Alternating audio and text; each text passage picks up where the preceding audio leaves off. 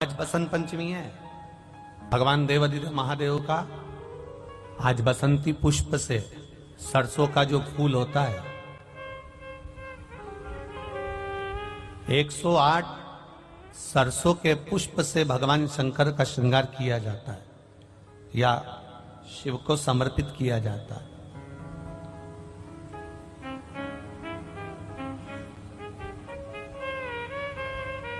अगर डॉक्टर बोल भी देता है कि ऐसा लग रहा है कि कोई बड़ी बीमारी आने वाली है, शरीर में कोई ऐसा रोग आने वाला है कि ये बहुत बड़ा रहेगा, हम उनको हमेशा कहते आए हैं कि प्रयास करना कि बसंत पंचमी के दिन सरसों के फूल 108 शंकर भगवान को चढ़ जाएं, उसके बाद जांच करवाना प्रारंभ करो, बड़ी बीमारी नहीं आएगी, बाबा उसको टाल ही देगा। उसका नाम महामृत्युंजय है,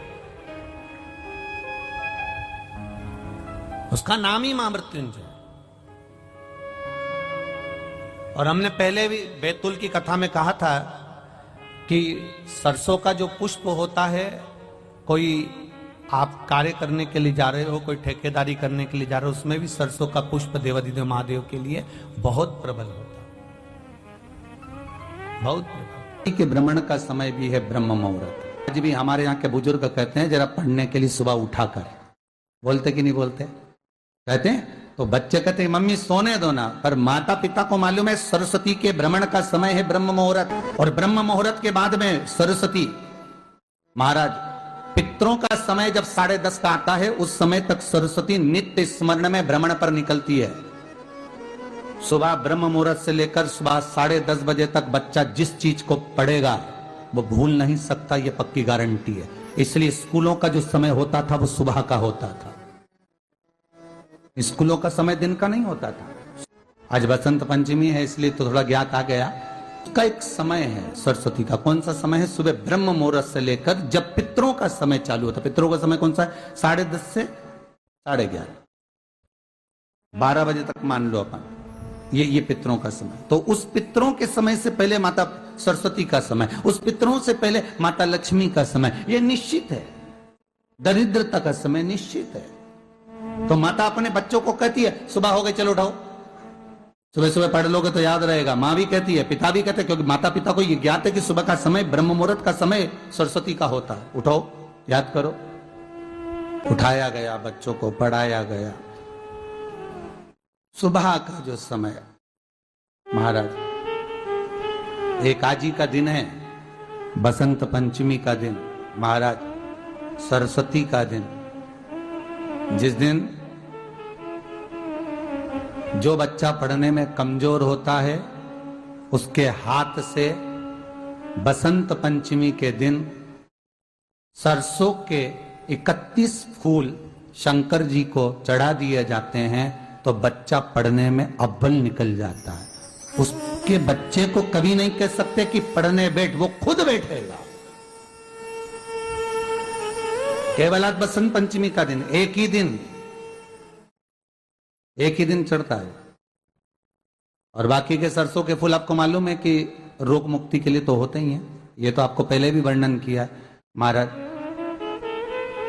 कि जब कोई एकदम रोग आ जाए और डॉक्टर एकदम बोल दे कि ये रोग भारी आ गया है और इसकी जांचें जाएंगी और फिर ये कुछ भी हो सकता है, तो क्या करा जाता था कि 108 सरसों के फूल लाकर तुरंत शंकर भगवान को चढ़ाए जाते थे महाराज।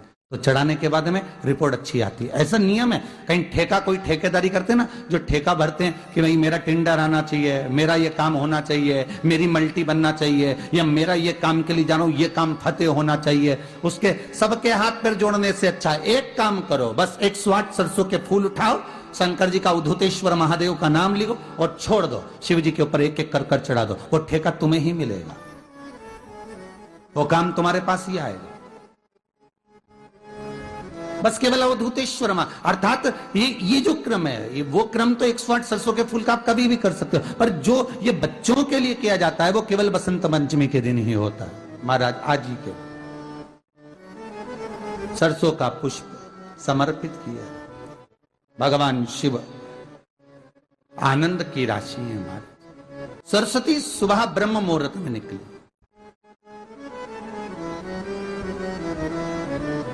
और सरस्वती जब ब्रह्म मुहूर्त में निकलती है वेद और माला लेकर स्मरण करती है महाराज,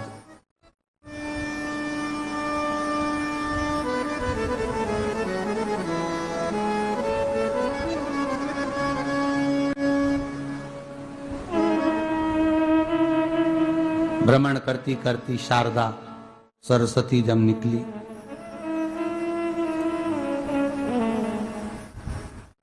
शिव महापुराण की कथा कहती और गर्ग संहिता कहती है, जैसे जैसे सूर्य का प्रकाश तीव्र होते चले जाता है, सरस्वती उस प्रकाश में आनंद बिखरती हुई वीणा के स्वर देती हुई माता सरस्वती गाती गाती पितरों के समय से पहले ही आलोक हो जाती है। बच्चों से कहना चाहेंगे, छोटे छोटे बच्चों से, आप माता सरस्वती की आराधना करा करो।